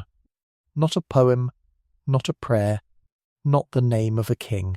The first writing in all the world was a receipt. So many sheep, so much barley, pressed into wet clay so that two honest people should not have to trust their memories through a long winter. The old scholars used to hope, perhaps, for something grander at the root of it, but there is a deep soft rightness in the truth. Writing was not invented to be immortal. It was invented to be reliable, to hold, unchanged through time, a small everyday promise between neighbours, and everything else it would ever do, the poems, the prayers, the love letters, the stories read at bedtime, the very words that are carrying you towards sleep tonight, all of it came afterward, growing out of that plain seed exactly as the city itself grew out of a planted field. First the grain, then the granary, first the count, then the tale. It is the way of this whole story, and by now you know its rhythm in your bones. Everything vast begins as something homely, and nothing that begins so ever quite loses the warmth of its beginning. And the writing grew, as everything in this story grows, slowly and by use, the way a path grows across a field. The first signs were little pictures, drawn into the damp clay with the cut tip of a river reed, a sketched ear of barley for barley, a bull's head for cattle, a foot for walking, a bowl beside a head for bread, for eating, for the daily portion, and the numbers stood beside them as simple deep impressions of the reed's round end, 10s and 60s in their places. For the people of the plain counted by 60s, and so sure and sensible was their way of it that you keep their arithmetic still. Tonight, without knowing, every hour you have ever lived is cut into 60 minutes, and every minute into 60 seconds, because that is how the scribes of Mesopotamia counted barley beside a river 5,000 years ago. And then, gradually, generation by generation, the little pictures loosened and simplified and turned, as the scribes found the quickest, cleanest way to make them. Drawing gave way to pressing. The reed cut square at the tip so that each touch of it left a small neat wedge in the clay, and the signs became patterns of wedges, quick, spare, beautiful in their own angular way, like the tracks of some small thoughtful bird that had walked across the tablet while it was soft. Wedge writing, we call it now, from the Latin, cuneiform.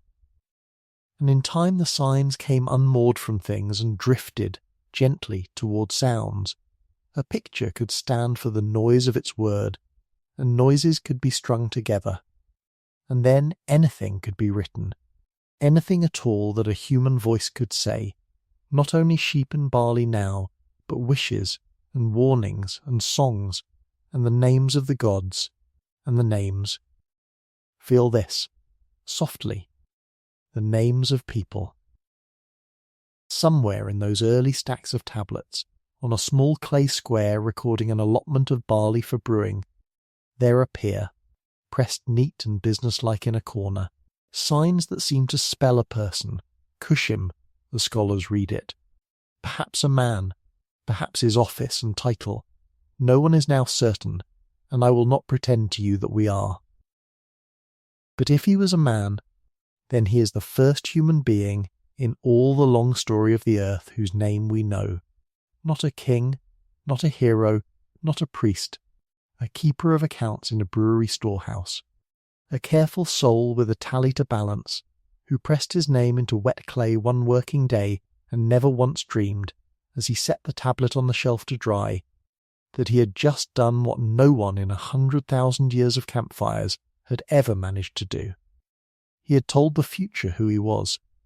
Every gravestone, every signature, every child's name chalked on a wall, every byline and every title page in the world tonight, they all begin there, in the beer ledger of Uruk with Cushim, and after him the names come like the first stars at dusk, one, and then a few, and then a sky full, and the great silence of the human past, that long deep silence of everyone who ever lived and loved and was forgotten, begins, at last, very softly to speak.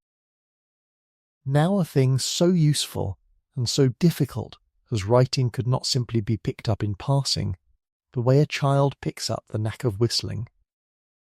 There were hundreds of signs to learn, and the learning of them was long, and so the city, which had already invented the potter and the weaver and the brewer, now quietly invented two more of its lasting gifts to the world, the scribe and.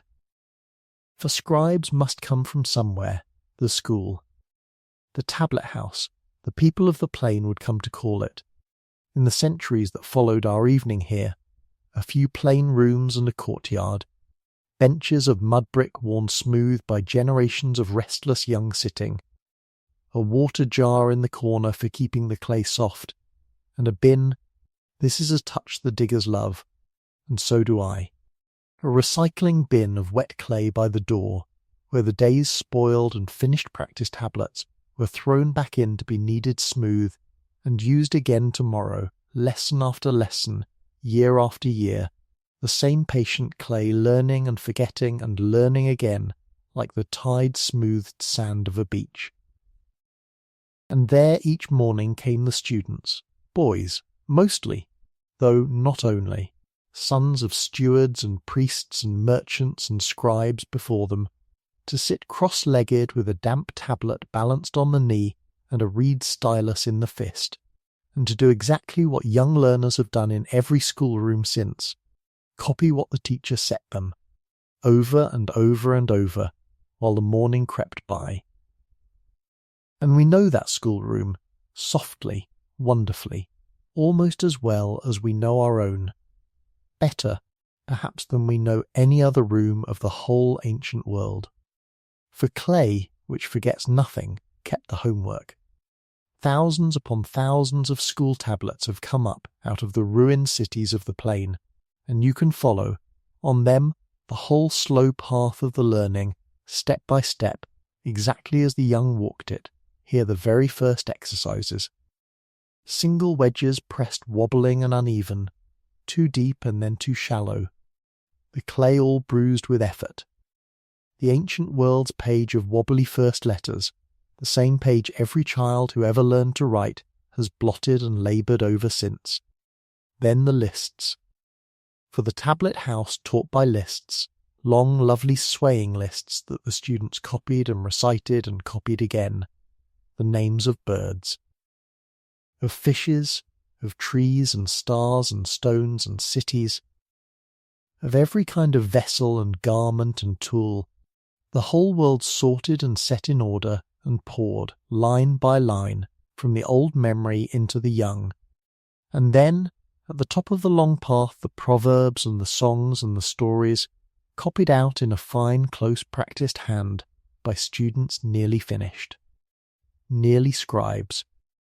On some tablets you can see the lesson twice, the teacher's line laid down on the left, calm and even and sure, and the student's copy on the right, trying so hard to be calm and even and sure. And on a very few, pressed into the margin of the clay, there survives the small round print of a fingertip, or the fine hauled mark of a young hand that steadied the tablet 40 centuries ago, and more, resting there still, exactly where it rested, on a school morning older than every kingdom on the earth.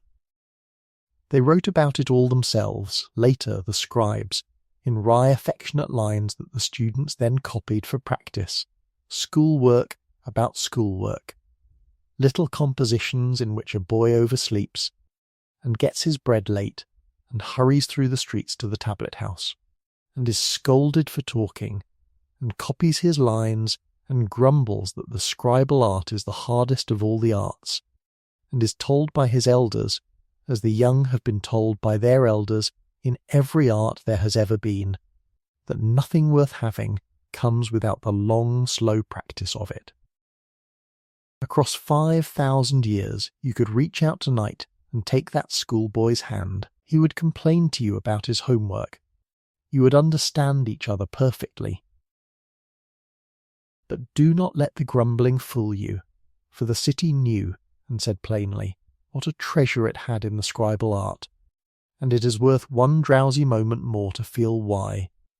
A scribe was a keeper of order, yes, of the counts and the contracts, the granary ledgers, the boundary records, the marriage portions and the wage lists, all the small honest paperwork of a world learning to be large. But a scribe was something more, and the plain's own teachers put it in a way that has never been bettered. Writing, they told their students, is a house of words. What is placed in it does not fall out.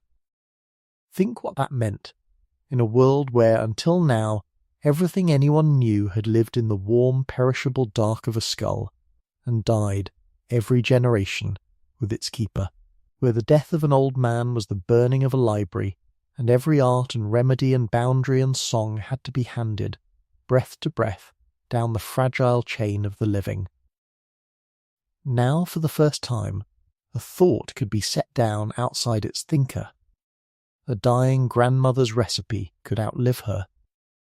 A promise could outlast both its makers and bind their grandchildren honestly. A song could cross a desert without a single singer making the journey. A father's letter could reach a son a year's travel away and say, in the father's own words, I am well, do not worry, tend to your work. For they wrote such letters on little clay pillows of tablets, sealed in clay envelopes, and the ruins are full of them. The small, tender, everyday post of the ancient world. Send word of your health. The wool has arrived. Your mother thinks of you. Why have you not written? Voices. Held safe in the house of words. That is what the tablet house was really teaching. Under all the lists and the scoldings, the art of catching what time had always swept away. Every library that has ever stood, every book on every shelf of the sleeping world tonight, every bedtime story and every last letter kept folded in a drawer, all of it is the long echo of a reed pressed into river clay. And when the cities of the plain finally fell silent, thousands of years on, and their very language died, the tablets lay quiet in the earth, holding everything. And we came at last, and dug, and learned the wedges, and the house of words opened, and nothing had fallen out.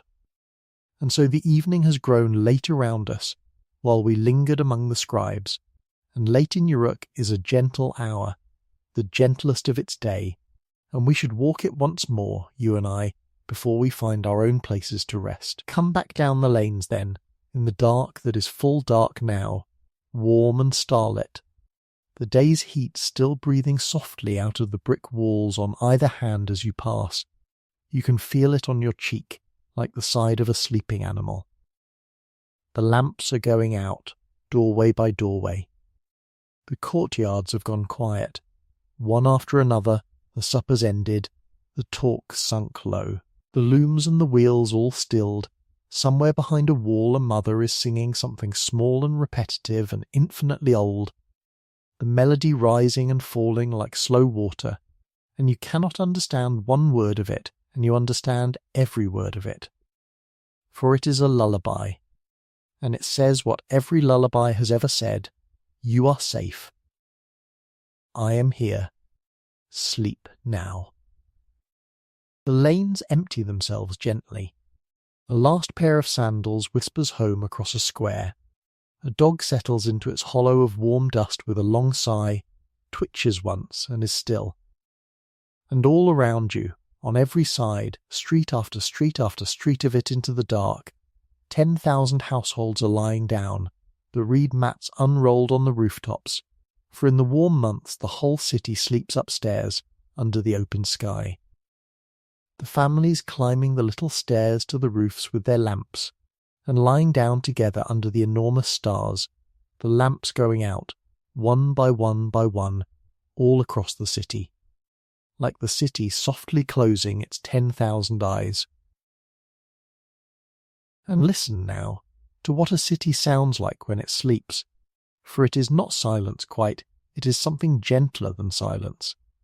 The great daytime hum has ebbed away note by note, the wheels and the looms and the hammers and the 10,000 voices, all of it settling like dust after a cart has passed.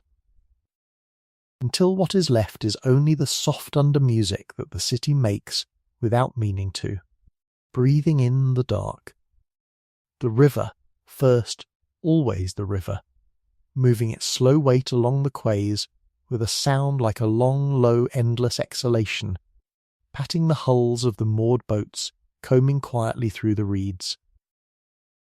The date palms in the gardens, whispering dryly to themselves whenever the night air moves, a sound like light rain that never falls. Water tickling somewhere over the little gate of a garden channel, left open to drink all night. A donkey shifting its feet in a courtyard, the sleepy conversational mutter of doves under an eave, an oven somewhere ticking softly as it cools, remembering its fires. From a rooftop across the lane, the small sounds of a family asleep in the open air. A rustle of someone turning over on the reed mat, a murmur half spoken out of a dream and dissolving, a child's slow, untroubled breathing, close enough to hear because everyone here has always been close enough to hear.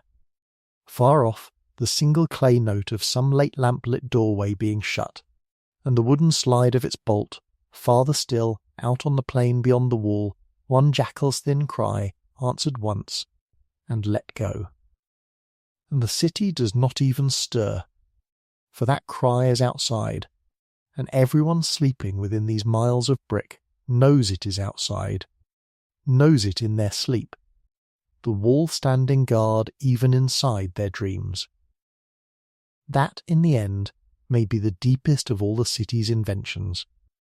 Deeper than the wheel, deeper than writing, this new kind of night, this great shared shell of quiet, in which a whole people could lay itself down within one boundary and trust the dark completely. 10,000 years of wilderness nights, of thin shelters and light sleeping, and one ear always open. Finally, gently, over. You are hearing the first truly restful sleep in the story of our kind. And your own tonight, in your own walled and bolted quiet, is its direct descendant. And around them all, around the whole vast sleeping hive of it, stands the wall. The people of a later age told a story about that wall, the oldest long story, in fact, that the world still keeps, the tale of a restless king of this very city, Gilgamesh, who wanted to live forever and journeyed to the ends of the earth for the secret of it, and failed, as all of us fail, and came home at last. Tired and wise, and the story, when it wants to comfort him and to comfort us, does not point him to heaven. It points him to the wall. Climb up, it says, and walk the wall of Uruk, look at its foundations, run your hand along the brickwork. Is it not fine? Is it not lasting? Was not every brick of it well made? As if to say, gently, this is what endures, not the single life, but the shared work, not the king, but the city. Whether any such king ever truly lived, no one now can say for certain, and by now you know I will always tell you so.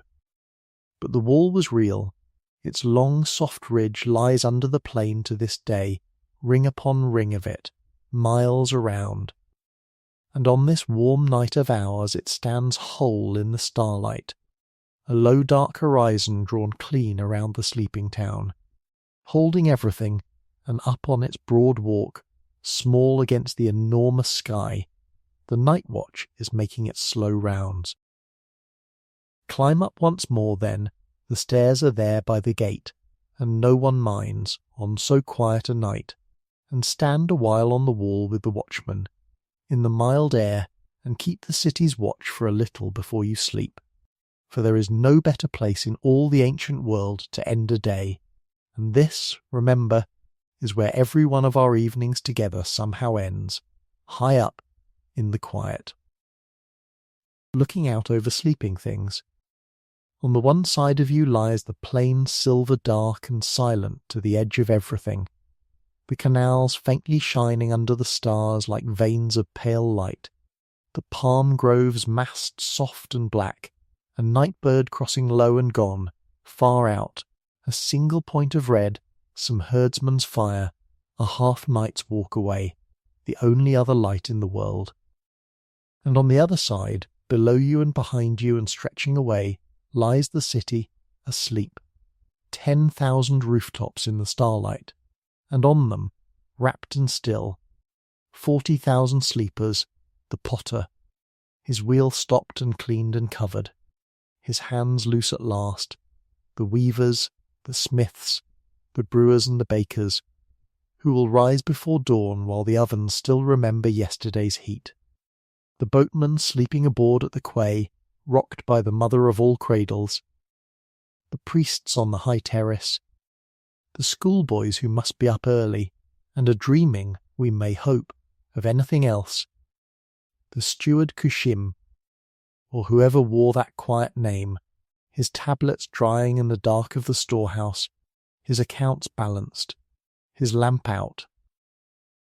Listen, you can hear them breathe. It is the faintest sound there could ever be, and the largest, the long, slow, layered breath of a whole city sleeping, rising and falling below you like the sea heard from a great way off. 40,000 sleepers within one wall, keeping together, without knowing it, the same slow time. No one on earth had ever heard that sound before this city rose. It is the sound the world has been making every night since, in every town under every sky, the sound outside your own window this very night, if only your windows and your walls were thin enough to let it through, the enormous gentle sound of everyone asleep. The watchman passes you on his round unhurried, his footfalls soft on the brick, and he does not challenge you, he only nods, as one keeper of the quiet to another, and goes on, the way watchmen have gone on ever since, down all the walls and all the streets and all the corridors of all the sleeping cities of the world, the one soul awake, so that everyone else may sleep, the low red eye of the banked fire, made human. And whatever it was the first wall builders of Jericho meant by their wall, all those thousands of years before this night, here on this rampart their meaning is finished and plain, the covers drawn up over a whole town, the latch dropped on a whole world, 10,000 doors, and every one of them, tonight, tucked in. Stay up there as long as you like, in the mild dark, with the watchman's slow steps going and returning, and the city breathing below. There is no hurry now, there is never any hurry here, and the night, like all the nights of that old world, is long and deep and has room to spare. But before we come down for the last time, before we find our own way home through the sleeping lanes, let us do one more thing together. One last gentle extravagance, the kind a traveller is allowed only once. Let us stay through the very bottom of the night, and be standing on the high terrace of the temple when the first city in the world begins its day. For an ending is only where you choose to stop the telling, and I should like to stop ours not at dusk but at dawn, not with a closing but with an opening, so that when you drift off tonight, somewhere in the next few soft minutes, the last picture left glowing behind your eyes will be a morning. It begins long before the light, in the deepest, stillest hour when the rooftops are dark and even the dogs have finished their conversations. There is movement on the great platform. Small, calm, practised movement, lamplit and quiet. The keepers of the high house are rising. They go about their offices the way millers and monks and night watchmen have always gone about the offices of the small hours, with the unhurried economy of people who have done the same right things at the same dark hour all their lives, the sweeping of the threshold, the drawing of water, the tending of the lamps before the presence, the setting out, on the God's own table, of the first meal of the day, warm bread and dates, and a jar of the good beer, laid out carefully, like breakfast for an honoured grandparent who will take it in privacy, behind the veil in the way of the old ones. You need not decide, drowsy as you are, what you believe about any of it. Neither, perhaps, did every sleepy young priest who ever carried the morning loaves up those stairs. It is enough to feel what the city felt, which is this, that the world does not simply run on by itself, that it is kept as a fire is kept, as a house is kept, that someone must rise in the dark and feed what sustains us, and say thank you for it, and sweep its doorstep, and that so long as that was faithfully done, the river would rise, and the barley would stand, and the city would still be there in the morning. Every people since has kept the world in its own way, with bells or with candles, with prayers or with poems, or with nothing but a quiet grateful thought at a window. But the shape of the keeping was worked out here, in the lamplight on this platform, in the hour before the first of all the mornings we know. And then the light comes. It comes the way it always comes to great flat lands, slowly and then all at once. First the black in the east going grey, and the grey going pale, the stars thinning out overhead like lamps put out one by an unseen, unhurried hand. Then a long, low bar of silver laid clean across the rim of the world, and the silver warming to rose, and the rose to gold, and then the sun itself. Enormous and gentle in the morning haze of the plain, lifting free of the earth, and the first thing it touches, in all the land between the rivers, is the place where you are standing. The high house takes the light before the world below has any. The whitewashed shrine catches fire softly, gold and rose, burning bright and alone above a city still lying in blue shadow, the lamp lit at the top of the morning, and if you look out across the plain you can see, far off, very small, the high places of the other young cities catching the same light at the same moment, answering each other across the distance like candles being lit down a long dark table. Below you the city wakes as cities have woken ever since, from the edges inward, from the humble upward, the bakers first, as the bakers are always first, their oven smoke rising thin and straight in the still air, and the smell of the day's first bread drifting up the terraces to where you stand. The oldest good morning there is, then the birds, all together, from every garden at once, then the creak of the first well ropes, the first soft slap of sandals in the lanes, the boatmen stirring at the quay, the first voices, low, unhurried morning voices, greeting each other in words we cannot read and tones we know by heart. The rooftops begin to fold up their sleeping mats. A child laughs somewhere, sudden and bright, and is shushed and laughs again. And the whole vast hive below you eases back into its gentle hum, the hum you heard from the river at evening, the city's one long word, and the great wheel of it, work and rest, dusk and dawn, turns through another of its thousand mornings, as easily as a sleeper turning over. You have watched a whole night pass over the first city of the world. No traveller was ever more gently used. And now the watch is ended, and the light is come, and you may lay the whole of it down. So let the picture go now, softly. Let the sun climb on without you. Let the lanes fill and the wheels turn and the reed pens press their small neat wedges into the morning's first clay. And come away, up and out and forward, lightly down the long river of years, 5,000 of them and more, flowing all one way like the great brown rivers of the plain, past the cities that learned from Uruk's example, and the cities that learned from theirs, past of the moon god, and mighty walled Babylon with its high gardens, past Memphis and Thebes on their own great river, past Athens, past Rome, past the 1,000 mosque cities of the caliphs and the bell-towered towns of the north, the cities of silk and the cities of salt, of stone and timber and brick, and at last of glass and steel and light, every one of them, without a single exception in all the long line, keeping without knowing it the pattern laid down in the river mud, the market and the granary, the workshop and the school, the wall in one form or another, and the watchman in one uniform or another the temple platform.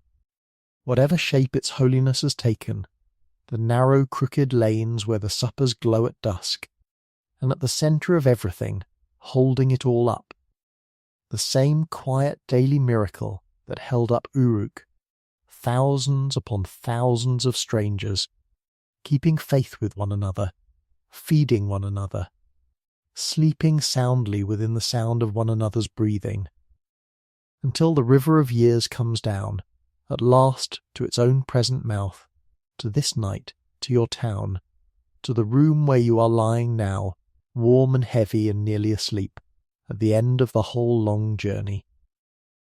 For here is the last soft truth of the night, and then I will let you go. You did not travel anywhere tonight, not really. You live in Uruk. You have lived there all your life. Your home, wherever it stands and however it is made, stands in a settlement that human hands began beside a water source. For the oldest of all the old reasons, your street, however it is paved, is one of the crooked lanes, wandering between dwellings the way footpaths have wandered since footpaths began. The walls that hold the warmth around you tonight are the daughters of mud brick, and the bread in your kitchen is the bread of the first ovens, and the letters on the spines of your books are the great-great-grandchildren of a reed pressed into wet clay beside the Euphrates. When water comes at your asking, that is the canal tender's long labour perfected. When the lamps burn along your street all night, that is the watchman's little flame, multiplied, when anyone, anywhere, writes down a name so that it will not be forgotten, that is Cusham's small immortality handed on. And when in a few minutes you sleep, when your breathing slows and joins, without your knowing it, the breathing of everyone else asleep in your town tonight, all the rooftops and all the windows, the thousands upon thousands of sleepers lying trustfully down together in the dark, you will be doing the very thing we stood and listened to from the wall, the oldest sound of the city, the sound that began beside two rivers on a warm plain 10,000 years after the first seed was planted, and has not stopped for one single night since. The first cities never fell silent, you see. That is the secret the ruins keep. They only moved. The lamps of Uruk went out lane by lane, and came on again in other lanes, in other lands, down all the patient centuries, one long unbroken relay of evening light, and tonight the flame is yours. It is burning gently in the lamp beside your bed, and you may do with it now what the whole long story has been teaching you to do all night, what the mother of every city did each evening at dusk, what you have done 10,000 times and will do again in a moment. The small, ancient, faithful act with which every day of the human story has ever ended. You may put out the light. And if you should wake tonight, somewhere in the small deep hours, as any of us may, for it is the oldest and most human thing in the world to do, let it be easy, and let this be the thought that finds you there in the dark. Somewhere out beyond your window, in the town where you live, the watch is still being kept. It has never once been let fall. Not in 5,000 years. Someone is awake tonight, so that you need not be. Walking a corridor, watching a screen, standing at a window over the sleeping streets, the same figure you passed on the wall of Uruk, in another coat, keeping the same old faith. The lamps are burning along the empty lanes. The doors are bolted, street upon street.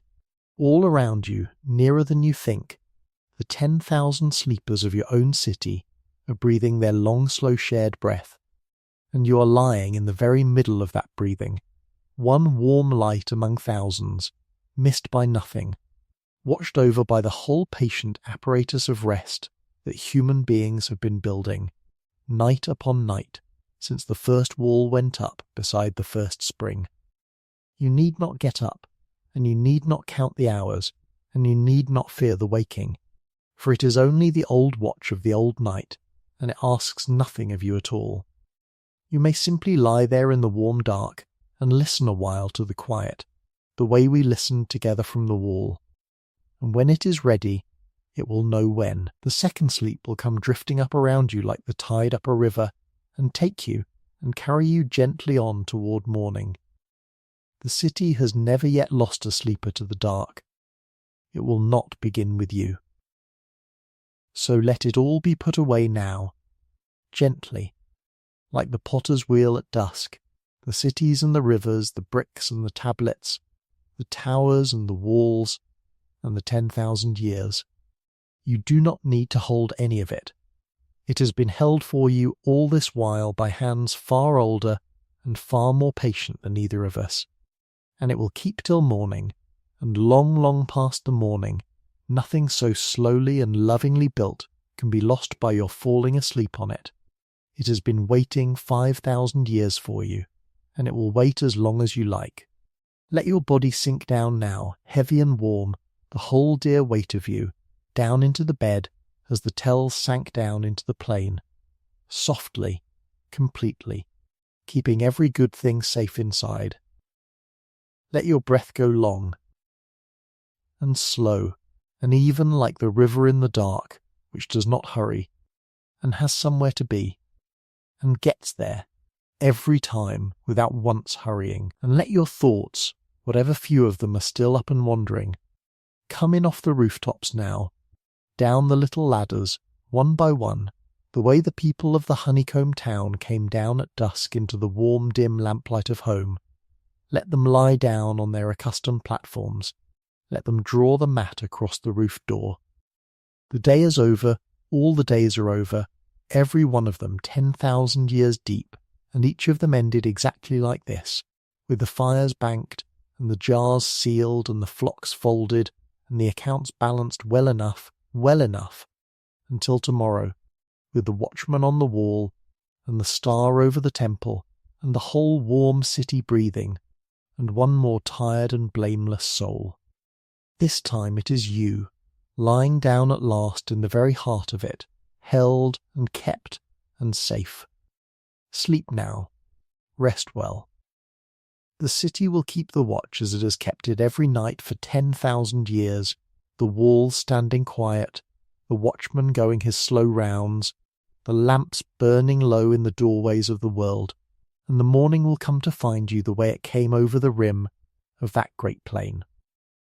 Slowly and gently, and all in gold.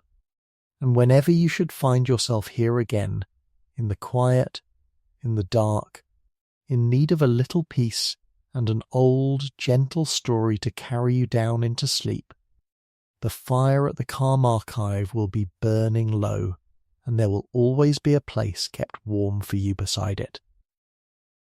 Good night.